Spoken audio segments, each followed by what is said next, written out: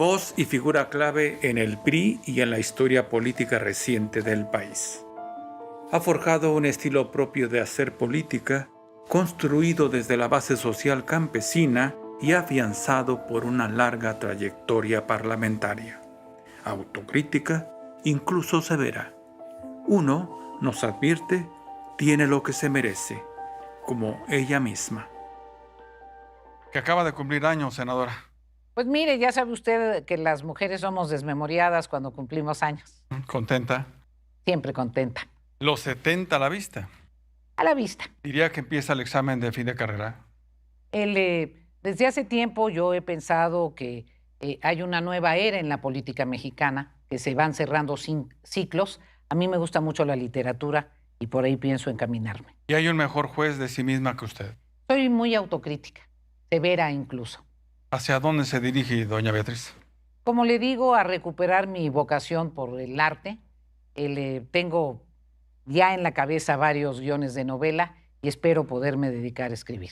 ¿Nuevos temores? El Coco, le dije adiós hace mucho. ¿A la altura? No, nunca me ha mareado. Parece que se va conformando su leyenda. No creo en las leyendas. Somos un país apegado a los mitos y creo que eso nos ha hecho mucho daño. Algo de fantasía la dibuja.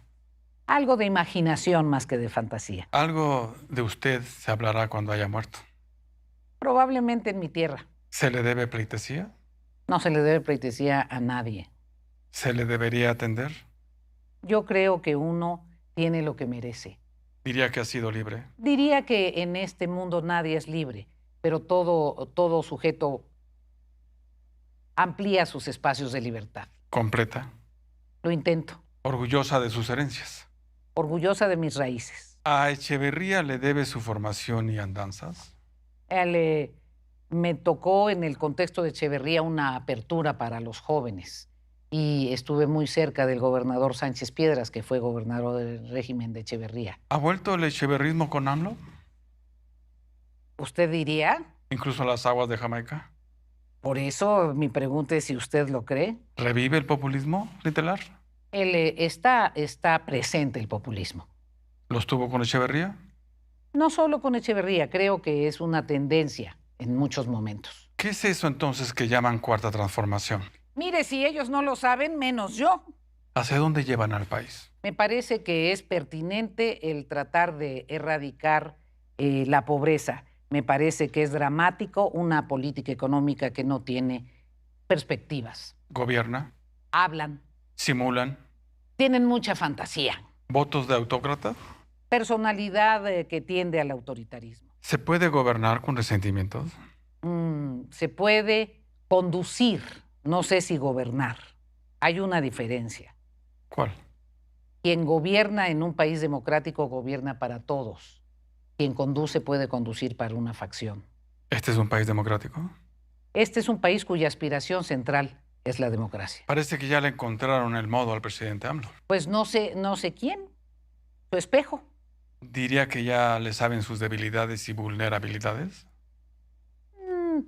Todos los hombres de poder tienen debilidades y vulnerabilidades. Lo que importa es que ellos mismos se sobrepongan a ellas. ¿No es más fácil provocarlo que convocarlo? Sin duda, porque no cree en la convocatoria plural. Usted ha advertido que está trastocando los cimientos de la democracia misma. Yo creo que hay una confusión, que desde la visión del plebiscito hay una falta de respeto a la democracia representativa. Me parece que lo que hay es una confusión. ¿Y la democracia es un sistema o un método de gobierno? La democracia es una convicción. ¿En este país? En este país es lo que deseamos y uno tiene que luchar por sus ideales. Falta que nos diga que la democracia se la debemos al PRI. Y yo creo que la democracia se la debemos a todos los luchadores por la democracia, de todos colores. ¿El poder trastoca, doña Beatriz? El poder en México envanece. ¿Enloquece? Dice un dicho que me encanta, que a los inteligentes los obnubila y a los tontos los vuelve locos. ¿Eso que lo escuchen en Palacio Nacional? No sé si escuchan en Palacio Nacional esto u otro. ¿Se está quedando solo? El político mexicano de Palacio siempre está solo. ¿El mayor daño hecho hasta ahora por el gobierno de AMLO? No me gustaría verlo así. Me parece que hay que tener una lente histórica. Hay cosas que no comparto, pero hay que darle tiempo a la historia. ¿El daño por venir? Creo que se tienen que tomar decisiones inteligentes en materia de política energética y de política económica si no podemos tener un desastre económico de magnitudes mayores. ¿La política de salud contra la pandemia tiene ya tintes de criminales? La política de salud contra la pandemia ha sido un fracaso dramático. Los mexicanos no la merecían. Aumenta la pobreza. No solo eso, me parece que hay cosas que se pudieron resolver a tiempo si se hubiese tenido la honestidad de reconocer que los planteamientos lópez-gatelianos tenían más que ver con la imaginación que con la realidad. Se mantiene la impunidad. En el caso de la política de salud contra la pandemia, evidentemente sí. Por cierto, ¿todo bien en el Senado? El Senado es un cuerpo vivo, vibrante. Eso significa que está bien. Sería terrible que fuera impávido y detenido. ¿Has sabido de algún tipo de acoso o abuso sexual? En el Senado no he sabido, probablemente esté desinformada, no lo conozco. Ya regresó el senador Félix Salgado Macedonio. Don Félix Salgado Macedonio regresó y es una sorpresa y como dicen, me parece que la historia no lo absolvió. Si violentara, ¿usted lo denunciaría?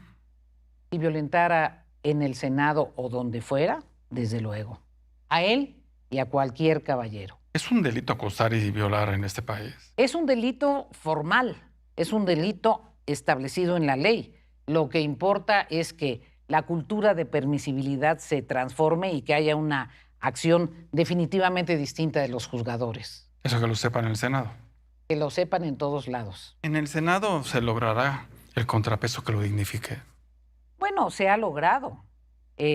Fuimos esenciales para que la Guardia Nacional tuviese una composición.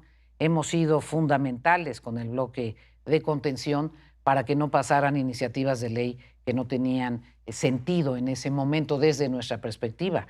Se ha hecho un esfuerzo importante. ¿Pasará la reforma electoral? Hay que conocerla. Yo no sé de qué estamos hablando. ¿Este gobierno mira al campo? Mira al campo, pero de lado. ¿Ya no quedan votos clientelares ahí?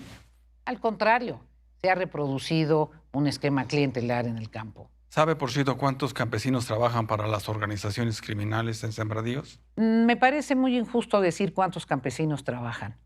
Me parece que eso implica condenar a los campesinos. Yo diría más, ¿por qué sin alternativas los campesinos ante la presión del crimen organizado tienen que involucrarse en sembradíos? Son dos ópticas de un mismo problema. ¿Y tenemos un registro de cuántos? No tenemos un registro de cuántos, perdóneme. Hemos insistido en que se realice el Censo Nacional Agropecuario. Se ha dejado de realizar los últimos años y eso me parece que encubre una dramática realidad. ¿Saben al menos cuántos jóvenes esclavizados en los laboratorios clandestinos? Yo no tengo los datos y me parece que si existen, no hemos tenido acceso a ellos. ¿Preocupa? Es el problema mayor de nuestro tiempo en México. Narcoestado. Ese es el problema mayor de nuestro tiempo en México. ¿Tlaxcala es intocable? Tlaxcala es fascinante y jamás ha sido intocable, pero sí siempre hemos sido combativos para defender nuestra dignidad. ¿Tendrá rumbo con la nueva gobernadora? Yo espero que sí. ¿Amiga? Como todas las políticas de Tlaxcala. ¿Cuba es intocable? Cuba está pasando por una crisis dramática que tenemos que comprender con un largo angular. No es para un análisis sencillo de blanco y negro. ¿Patria y vida? La vida es esencial. ¿Volvería a vivir en Cuba, senadora? Sí. ¿Como embajadora o como cubana? Como ciudadana mexicana a la que le gusta el Caribe, viviría en Cuba, viviría en Dominicana, viviría en cualquiera de las islas. Soy una apasionada del Caribe. Hasta Pablo Milanés ha manifestado su descontento con el régimen. Pero lo ha manifestado desde hace varios años, no es novedad. ¿Dictadura? Pregúntele a los cubanos. ¿Libertad en Cuba? Creo que es importante comprender el proceso cubano en todas sus dimensiones. ¿Cuántos muertos más valen la llamada revolución? ¿Cuál revolución? ¿De qué revolución estamos hablando? No me toca a mí enjuiciar a la revolución cubana. ¿Eso se los diría a los cubanos? Eso se los digo a los cubanos. No me toca a mí enjuiciar. En fin, ¿América para Venezuela? América para América Latina, América para el continente americano, América para el desarrollo democrático de la región. Por cierto, Maduro, de ser mexicano, sería priista. Lo dudo, Maduro es militar y recuerde usted que los militares no son militantes de partidos. En fin, ¿usted llegó a ser priista por obligación o por convicción? Yo soy militante de la Confederación Nacional Campesina, soy militante del movimiento campesino. Como eso me identifico y la Confederación Nacional Campesina tiene una participación importante del PRI. Yo llegué al PRI desde la CNC. ¿Pero se hizo priista o la hicieron? No, soy priista en función de que milito en una organización que se identifica con el PRI. ¿Dirigió al PRI? Dirigí o lo intenté. ¿Cuál fue su sentido del oportunismo?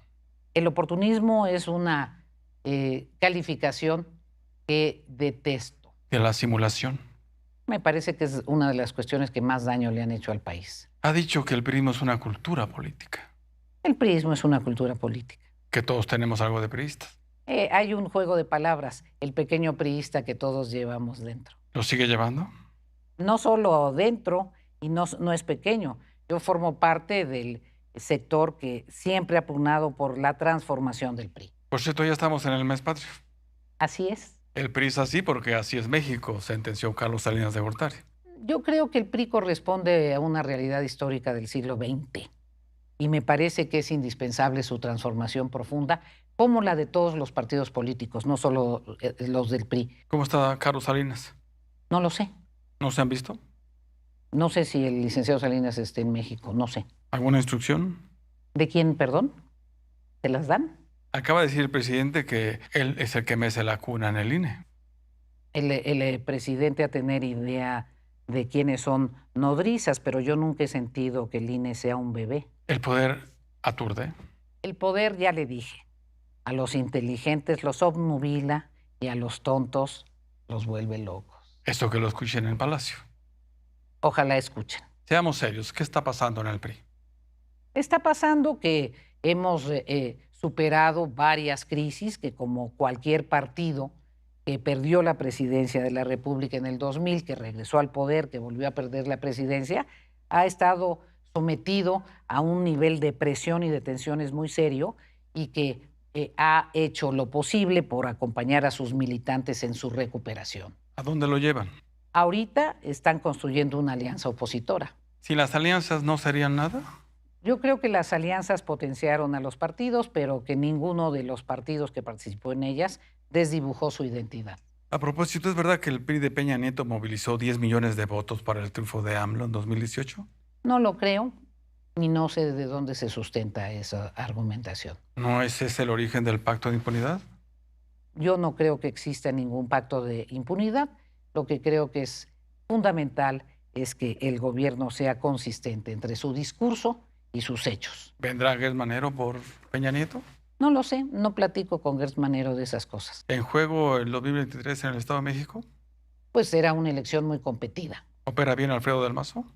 Es un gobernador responsable y serio. Insisto, ¿qué PRI se quedará? ¿En dónde?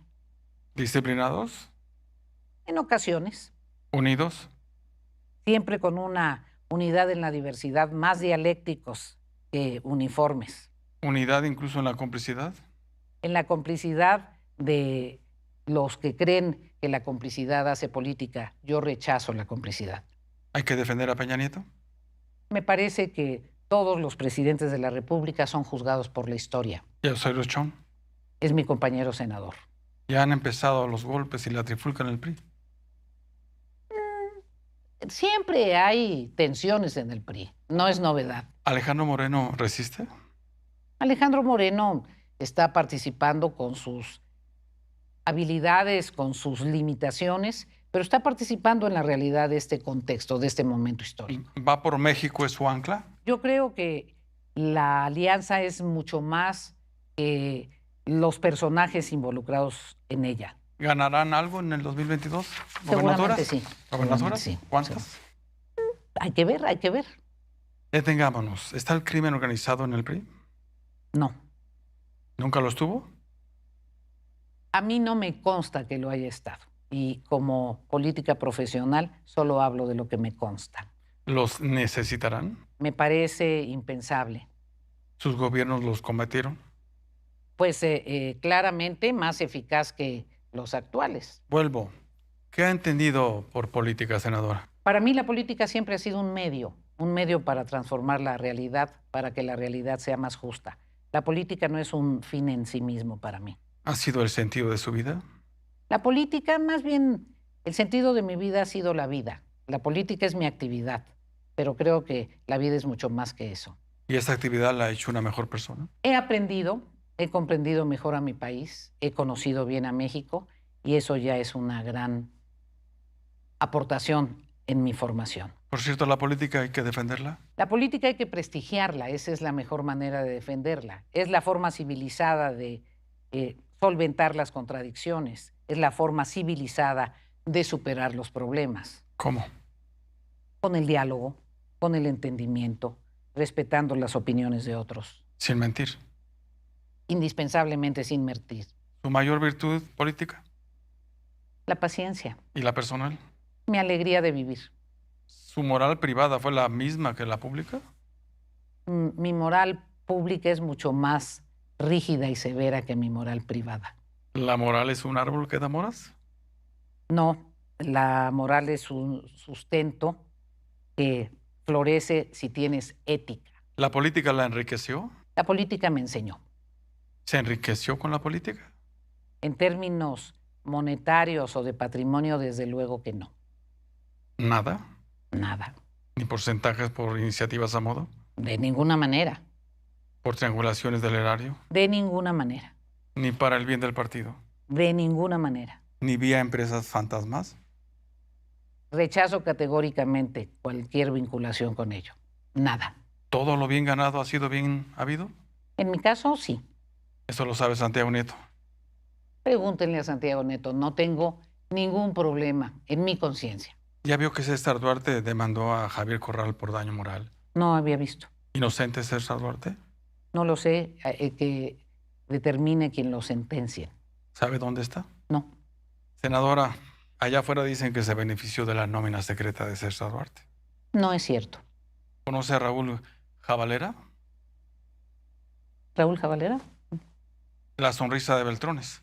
Bueno, cada quien tiene derecho a sonreír. Falta que salga Alejandro Gutiérrez de su encarcelamiento, ¿no?